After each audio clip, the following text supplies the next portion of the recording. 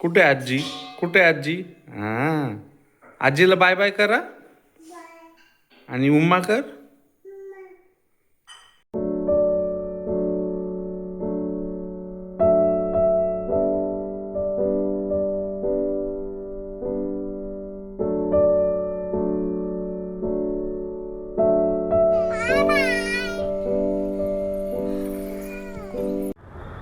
So hello guys, welcome back to the new video of our channel. जसं की व्हिडिओच्या सुरुवातीला तुम्ही बघितलंच असेल की आम्ही आता पुण्याला आलेलो आहे.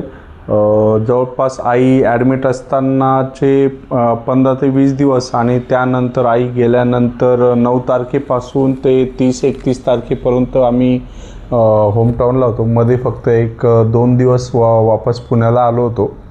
आणि तितक्या दिवस आमचं नंतर आई गेल्यानंतर 13 दिवस तर सुट्ट्या टाकल्याच होत्या, पण बाकीचे दिवस वर्क फ्रॉम होम करत होतो.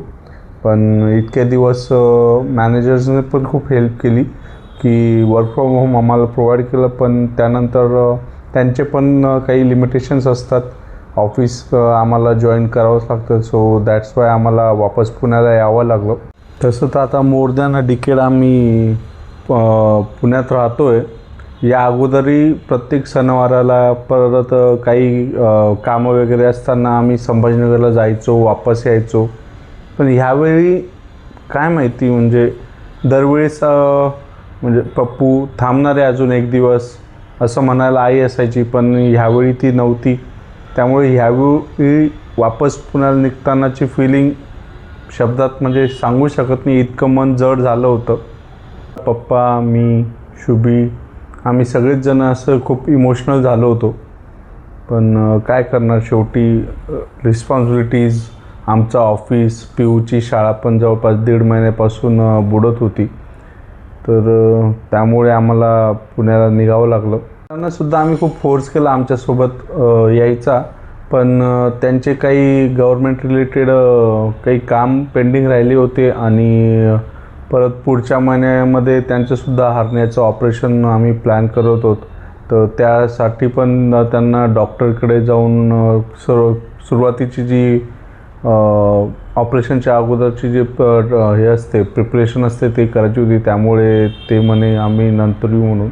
आपल्या फॅमिलीला, आईवडिलांना किंवा जे होमटाऊनला आहेत त्यांना अशा कंडिशनमध्ये सोडून परत आपल्या ज्या शहरामध्ये आपला जॉब आहे अशा ठिकाणी निघताना एक वेगळ्याच प्रकारची म्हणजे विचित्रच फिलिंग असते.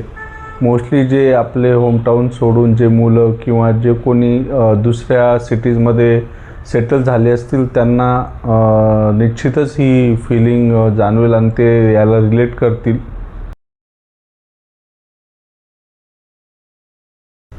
नेक्स्ट डे मंडे मॉर्निंगला शुभी लवकर उठून टिफिनच्या तयारीला लागली.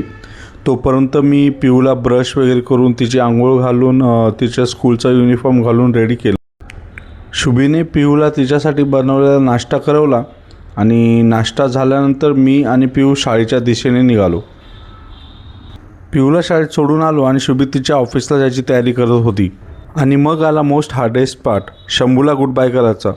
शुभीला बिलकुल इच्छा होत नव्हती शंभूला एकटं सोडून ऑफिसला जायची, पण जावं तर लागणारच होतं. मम्मा गेली आमची ऑफिसला.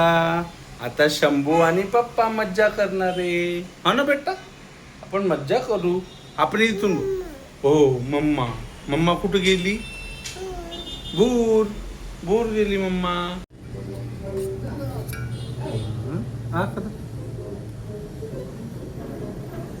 छान आहे. कसं आहे शंभू? छान आहे शंभू. सनला हात लावला की कसं होतं?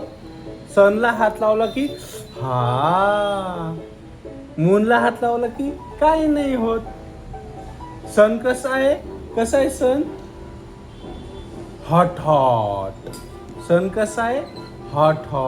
आणि मून कोल्ड आहे ना बेटा? हा. आता आमच्या शंभूचं जेवण झालं. जेवी आता आमचा शंभू करणार नाऊ. शंभू नाव कसा करतो? असा कसा करतो? असं नाव करतं. किती गोड नाव करतो रे आमचा शंभू. शंभूचं जेवण झाल्यानंतर तिला आंघोळ घातली आणि थोडा वेळ खेळून नंतर तिला झोपवलं. शंभू जशी झोपली तर त्यानंतर मी पण फटाफट माझी आंघोळ वगैरे जेवण वगैरे आटपून ऑफिसचं एक पेंडिंग काम होतं ते कंप्लीट करून घेतलं.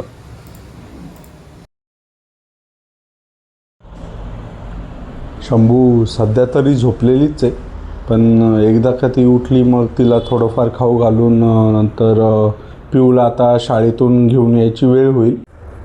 आमचा शंभू बाबा पण आता उठला. शंभू बाबा, आता आपण वरण भाता खाऊ आणि मग थोड्या वेळाने दीदीला आणायला जाऊ, है ना बेटा? तसं तर टॉडलरला समोर लटकवून गाडीवर घेऊन जाऊन पिऊला आणू शकतो, पण ती टॉडलरची बॅग आहे आमच्याकडे, पण मला तर कधी यूज करताच आली नाही.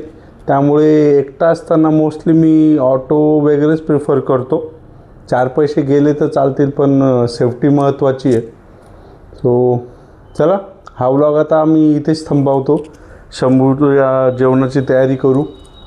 व्लॉग आवडला असेल तर नक्की लाईक, शेअर अँड सबस्क्राईब करा. Bye Shambhu, bye bye. झोपेत आहे आमचा शंभू बाबा. Bye bye.